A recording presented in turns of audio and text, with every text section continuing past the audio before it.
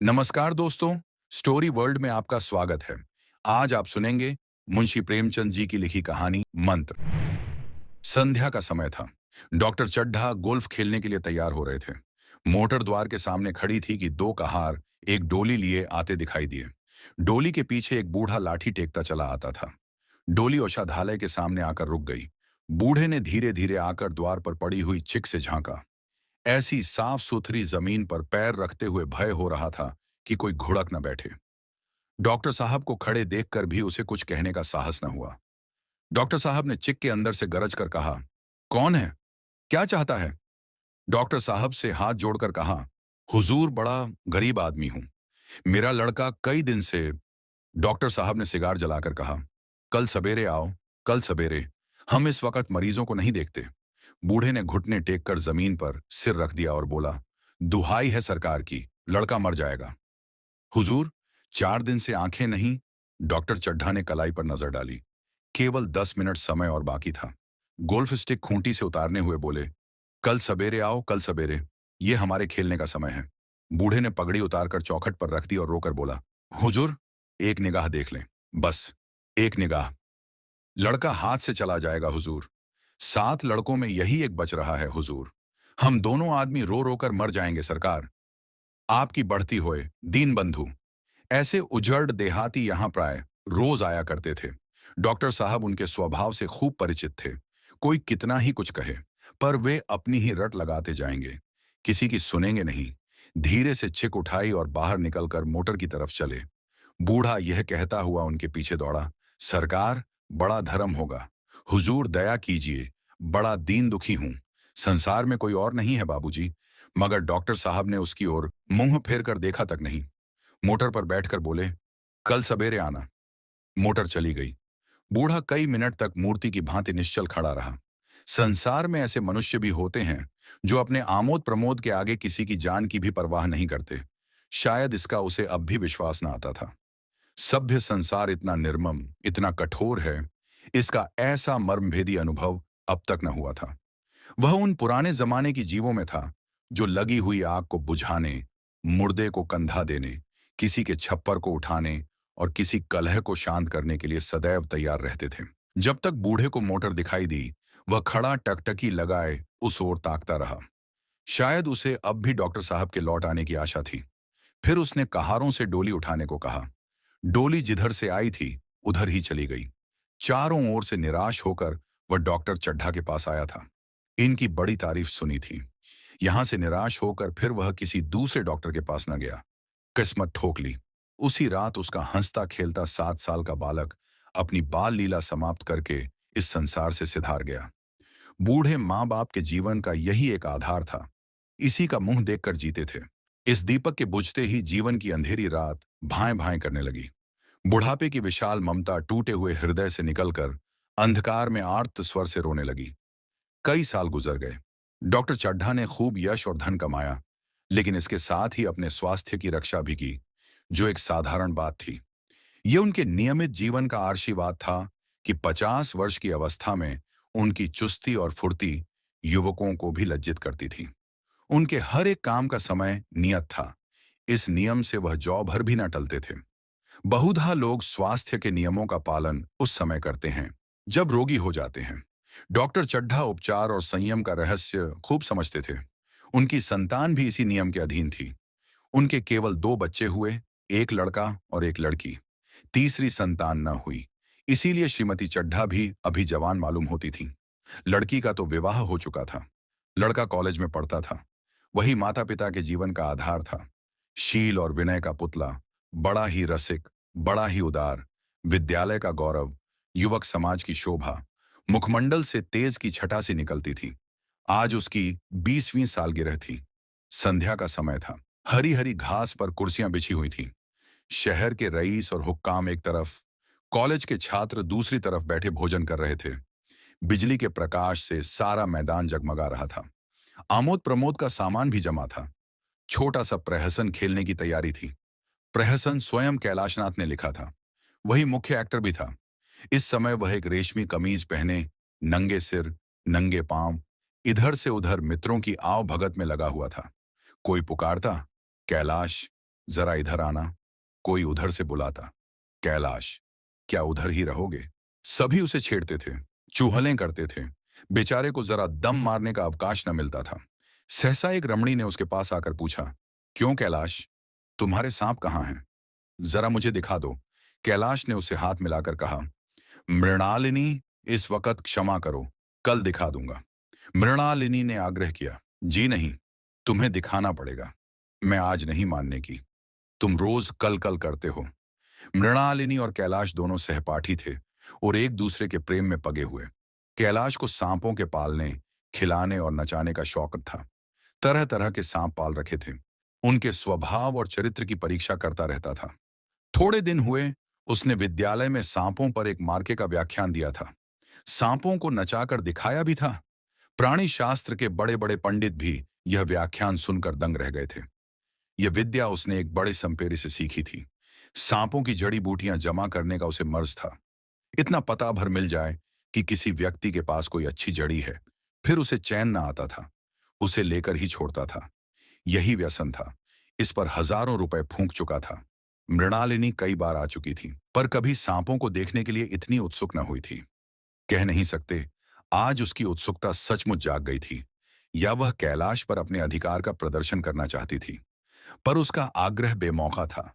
उस कोठरी में कितनी भीड़ लग जाएगी, भीड़ को देखकर सांप कितने चौंकेंगे, और रात के समय उन्हें छेड़ा जाना कितना बुरा लगेगा। इन बातों का उसे जरा भी ध्यान न आया।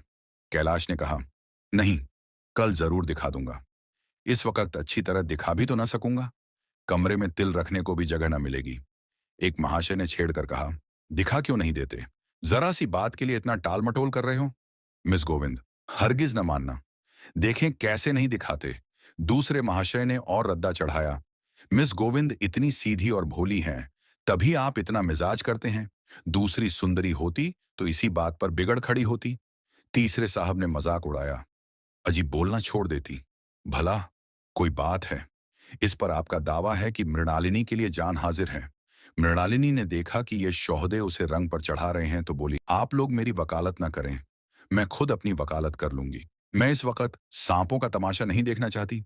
चलो, छुट्टी हुई। इस पर मित्रों ने ठट्ठा लगाया। एक साहब बोले, देखना तो आप सब कुछ चाहें, पर दिखाए भी तो। कैलाश को मृणालिनी की झेंपी हुई सूरत को देखकर मालूम हुआ कि इस वक्त उनका इनकार वास्तव में उसे बुरा लगा है।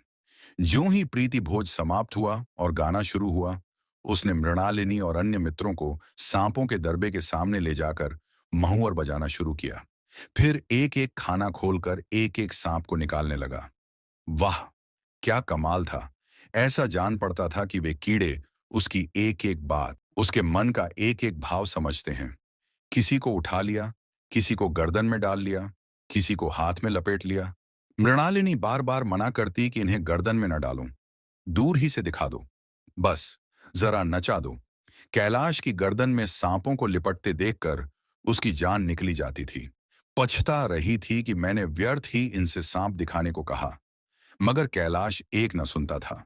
प्रेमिका के सम्मुख अपने सर्पकला प्रदर्शन का ऐसा अवसर पाकर वह कब चूकता। एक मित्र ने टीका की, दांत तोड़ डाले होंगे।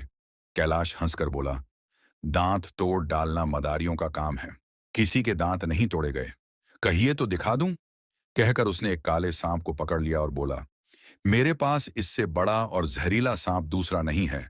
अगर किसी को काट ले तो आदमी आनन फानन में मर जाए, लहर भी ना आए। इसके कांटे पर मंत्र नहीं। इसके दांत दिखा दूं? मृणालिनी ने उसका हाथ पकड़कर कहा, नहीं नहीं कैलाश, ईश्वर के लिए इसे छोड़ दो, तुम्हारे पैरों पड़ती हूं। इस पर एक दूसरे मित्र बोले, मुझे तो विश्वास नहीं आता, लेकिन तुम कहते हो तो मान लूंगा। कैलाश ने सांप की गर्दन पकड़कर कहा, नहीं साहब, आप आंखों से देखकर मानिए। दांत तोड़कर वश में किया तो क्या? सांप बड़ा समझदार होता है। अगर उसे विश्वास हो जाए कि इस आदमी से मुझे कोई हानि न पहुंचेगी, तो वह उसे हरगिज न काटेगा। मृणालिनी ने जब देखा कि कैलाश पर इस वक्त भूत सवार है, तो उसने यह तमाशा न करने के विचार से कहा, अच्छा भाई, अब यहां से चलो। देखा, गाना शुरू हो गया है, आज मैं भी कोई चीज सुनाऊंगी। यह कहते हुए उसने कैलाश का कंधा पकड़कर चलने का इशारा किया और कमरे से निकल गई। मगर कैलाश विरोधियों का शंका समाधान करके ही दम लेना चाहता था।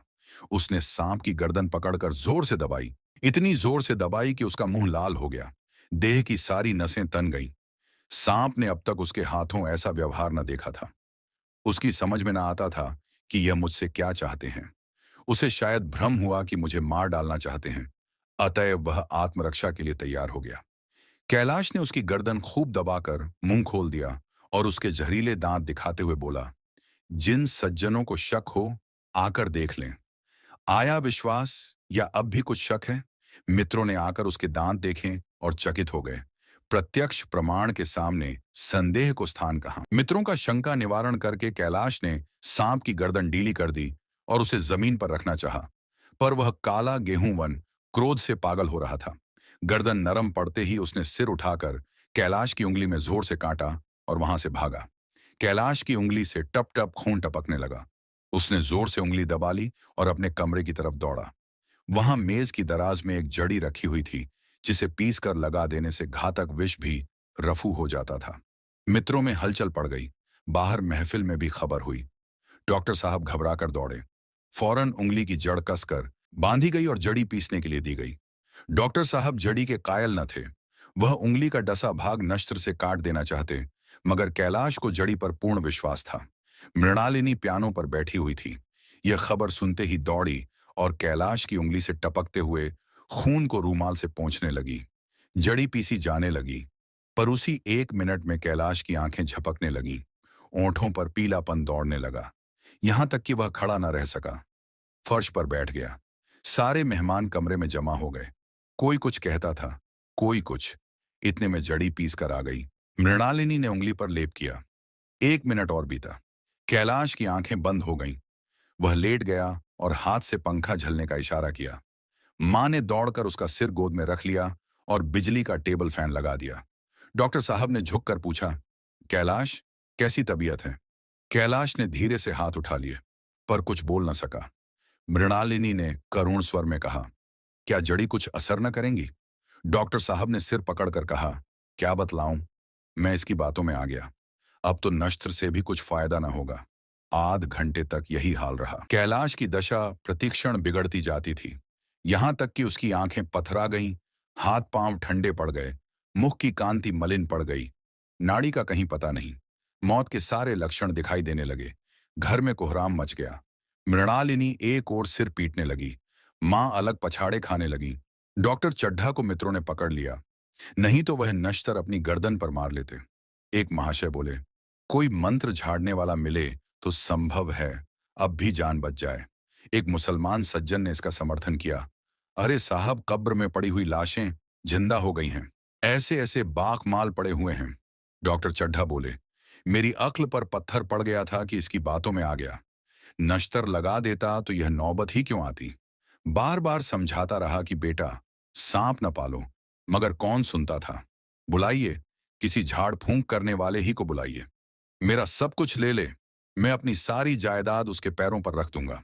लंगोटी बांधकर घर से निकल जाऊंगा, मगर मेरा कैलाश, मेरा प्यारा कैलाश उठ बैठे। ईश्वर के लिए किसी को बुलवाइए। एक महाशय का किसी झाड़ने वाले से परिचय था। वह दौड़कर उसे बुला लाए, मगर कैलाश की सूरत देखकर उसे मंत्र चलाने की हिम्मत न पड़ी। बोला, अब क्या हो सकता है सरकार? जो कुछ होना था हो चुका। अरे मूर्ख, ये क्यों नहीं कहता कि जो कुछ न होना था वह कहां हुआ? माँ बाप ने बेटे का सेहरा कहां देखा? मृणालिनी का कामना तरु क्या पल्लव और पुष्प से रंजित हो उठा? मन के वह स्वर्ण स्वप्न जिनसे जीवन आनंद का स्रोत बना हुआ था, क्या पूरे हो गए?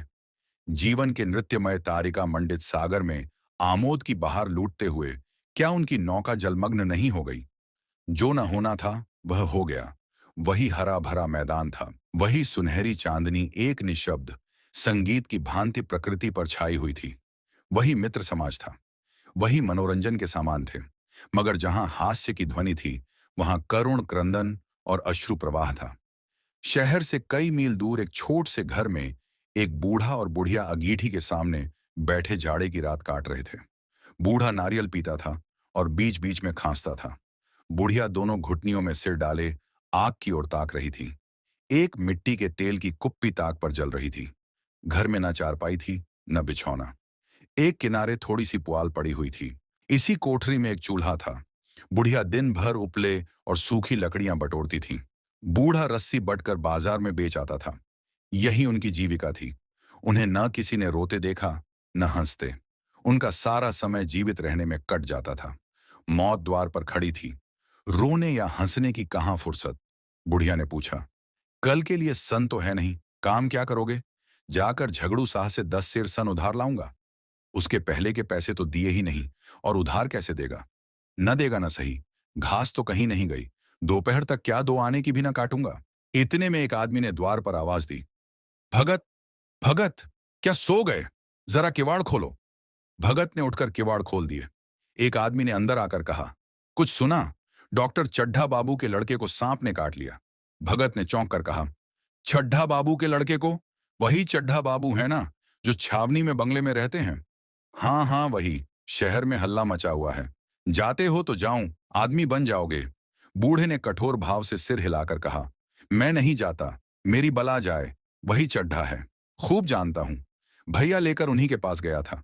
खेलने जा रहे थे। पैरों पर गिर पड़ा कि एक नजर देख लीजिए, मगर सीधे मुंह से बात तक न की। भगवान बैठे सुन रहे थे। अब जान पड़ेगा कि बेटे का गम कैसा होता है। कई लड़के हैं। नहीं जी, यही तो एक लड़का था। सुना है, सबने जवाब दे दिया है। भगवान बड़ा कारसाज है।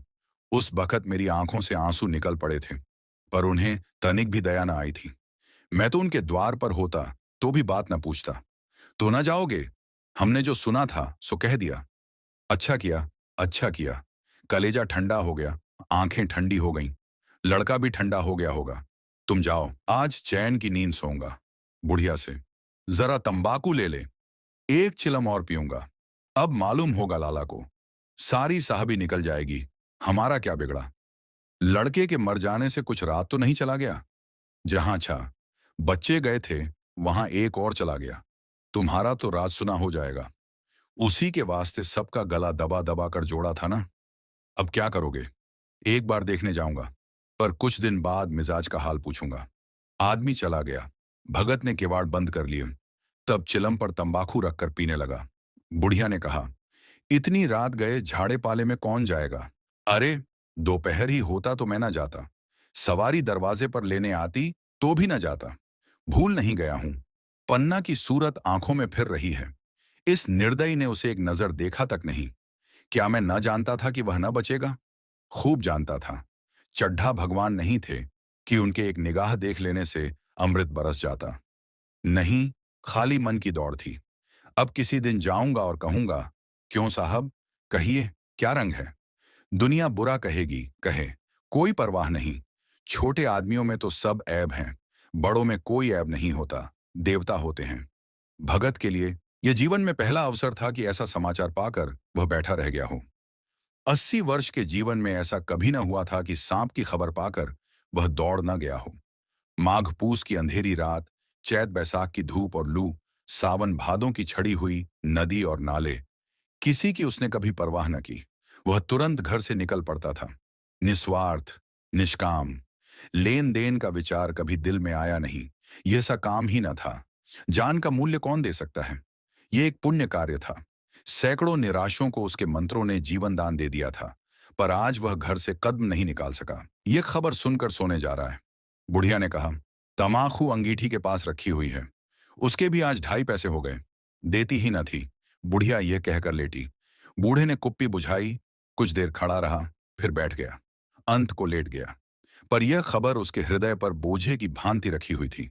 उसे मालूम हो रहा था उसकी कोई चीज खो गई है, जैसे सारे कपड़े गीले हो गए हैं या पैरों में कीचड़ लगा हुआ है। जैसे कोई उसके मन में बैठा हुआ उसे घर से निकालने के लिए कुरेद रहा है। बुढ़िया जरा देर में खर्राटे लेने लगी। बूढ़े बातें करते करते सोते हैं और जरा सा खटका होते ही जागते हैं। तब भगत उठा, अपनी लकड़ी उठा ली और धीरे से किवाड़ खोले। बुढ़िया ने पूछा, कहाँ जाते हो? कहीं नहीं, देखता था कि कितनी रात है। अभी बहुत रात है, सो जाओ। नींद नहीं आती। नींद काहे आवेगी? मन तो चड्ढा के घर पर लगा हुआ है। चड्ढा ने मेरे साथ कौन सी नेकी कर दी है जो वहां जाऊं? वह आकर पैरों पड़े तो भी न जाऊं। उठे तो तुम इसी इरादे से ही। नहीं री, ऐसा पागल नहीं हूं कि जो मुझे कांटे बोए उसके लिए फूल बोता फिरूं। बुढ़िया फिर सो गई। भगत ने किवाड़ लगा दिए और फिर आकर बैठा। पर उसके मन की कुछ ऐसी दशा थी जो बाजे की आवाज कान में पड़ते ही उपदेश सुनने वालों की होती है। आंखें चाहे उपदेशक की ओर हों, पर कान बाजे ही की ओर होते हैं। दिल में भी बाजे की ध्वनि गूंजती रहती है। शर्म के मारे जगह से नहीं उठता। निर्दयी प्रतिघात का भाव भगत के लिए उपदेशक था, पर हृदय उस अभागे युवक की ओर था जो इस समय मर रहा था, जिसके लिए एक एक पल का विलंब घातक था। उसने फिर किवाड़ खोले, इतने धीरे से कि बुढ़िया को खबर भी न हुई। बाहर निकल आया। उसी वक्त गांव का चौकीदार गश्त लगा रहा था। बोला, कैसे उठे भगत? आज तो बढ़िया सर्दी है, कहीं जा रहे हो क्या? भगत ने कहा, नहीं जी, जाऊंगा कहाँ? देखता था अभी कितनी रात है। भला कै बजे होंगे? चौकीदार बोला, 1 बजा होगा और क्या। अभी थाने से आ रहा था तो डॉक्टर चड्ढा बाबू के बंगले पर बड़ी भीड़ लगी हुई थी। उनके लड़के का हाल तो तुमने सुना होगा, कीड़े ने छू लिया है, चाहे मर भी गया हो। तुम चले जाओ तो शायद बच जाए। सुना है इस 1000 तक देने को तैयार हैं। भगत, मैं तो ना जाऊं चाहे वह 10 लाख भी दें। मुझे 10,000 रुपए या 10 लाख लेकर करना क्या है? कल मर जाऊंगा, फिर कौन भोगने वाला बैठा हुआ है? चौकीदार चला गया। भगत ने आगे पैर बढ़ाया। जैसे नशे में आदमी की देह अपने काबू में नहीं रहती। पैर कहीं रखता है, पड़ता कहीं है, कहता कुछ है, जबान से निकलता कुछ है। वही हाल इस समय भगत का था। मन में प्रतिकार था, पर कर्म मन के अधीन न था। जिसने कभी तलवार नहीं चलाई, वह इरादा करने पर भी तलवार नहीं चला सकता। उसके हाथ कांपते हैं, उठते ही नहीं। भगत लाठी खटखट करता लपका चला जाता था। चेतना रोकती थी, पर उपचेतना ठेलती थी। सेवक स्वामी पर हावी था। आधी राह निकल जाने के बाद सहसा भगत रुक गया। हिंसा ने क्रिया पर विजय पाई। मैं यूं ही इतनी दूर चला आया। इस झाड़े पाले में मरने की मुझे क्या पड़ी थी? आराम से सोया क्यों नहीं? नींद ना आती न सही, 2-4 भजन ही गाता। व्यर्थ इतनी दूर दौड़ा आया। चड्ढा का लड़का रहे या मरे मेरी बला से। मेरे साथ उन्होंने ऐसा कौन सा सलूक किया था कि मैं उनके लिए मरूं? दुनिया में हजारों मरते हैं, हजारों जीते हैं। मुझे किसी के मरने जीने से मतलब। मगर उपचेतन ने अब एक दूसरा रूप धारण किया, जो हिंसा से बहुत कुछ मिलता जुलता था। वह झाड़ फूंक करने नहीं जा रहा है। वह देखेगा कि लोग क्या कर रहे हैं। डॉक्टर साहब का रोना पीटना देखेगा, किस तरह सिर पीटते हैं, किस तरह पछाड़े खाते हैं। वे लोग तो विद्वान होते हैं, सब्र कर जाते होंगे। हिंसा भाव को यूं धीरज देता हुआ वह फिर आगे बढ़ा। इतने में 2 आदमी आते दिखाई दिए। दोनों बातें करते चले आ रहे थे। चड्ढा बाबू का घर उजड़ गया, वहीं तो एक लड़का था। भगत के कान में यह आवाज पड़ी। उसकी चाल और भी तेज हो गई। थकान के मारे पांव न उठते थे। शिरोभाग इतना बढ़ा जाता था मानो अब मुंह के बल गिर पड़ेगा। इस तरह वह कोई 10 मिनट चला होगा कि डॉक्टर साहब का बंगला नजर आया। बिजली की बत्तियां जल रही थीं, मगर सन्नाटा छाया हुआ था। रोने पीटने की आवाज भी ना आती थी। भगत का कलेजा धक धक करने लगा। कहीं मुझे बहुत देर तो नहीं हो गई? वह दौड़ने लगा। अपनी उम्र में वह इतना तेज कभी ना दौड़ा था। बस यही मालूम होता था मानो उसके पीछे मौत दौड़ी आ रही है। 2 बज गए थे। मेहमान विदा हो गए। रोने वालों में केवल आकाश के तारे रह गए थे और सभी रो रो कर थक गए थे। बड़ी उत्सुकता के साथ लोग रह रह आकाश की ओर देखते थे कि किसी तरह सुबह हो और लाश गंगा की गोद में दी जाए। सहसा भगत ने द्वार पर पहुंचकर आवाज दी, डॉक्टर साहब समझे, कोई मरीज आया होगा। किसी और दिन उन्होंने उस आदमी को दुत्कार दिया होता, मगर आज बाहर निकल आए। देखा एक बूढ़ा आदमी खड़ा है, कमर झुकी हुई, पोपला मुंह, भौहें तक सफेद हो गई थी, लकड़ी के सहारे कांप रहा था। बड़ी नम्रता से बोले, क्या है भाई, आज तो हमारे ऊपर ऐसी मुसीबत पड़ गई है कि कुछ कहते नहीं बनता। फिर कभी आना। इधर 1 महीना तक तो शायद मैं किसी भी मरीज को ना देख सकूंगा। भगत ने कहा, सुन चुका हूं बाबूजी, इसीलिए आया हूं। भैया कहाँ हैं? कहारों ने पानी भर भर कर कैलाश को नहलाना शुरू किया। पाइप बंद हो गया था। कहारों की संख्या अधिक न थी, इसलिए मेहमानों ने अहाते के बाहर के कुएं से पानी भर भर कर कहारों को दिया। मृणालिनी कलसा लिए पानी ला रही थी।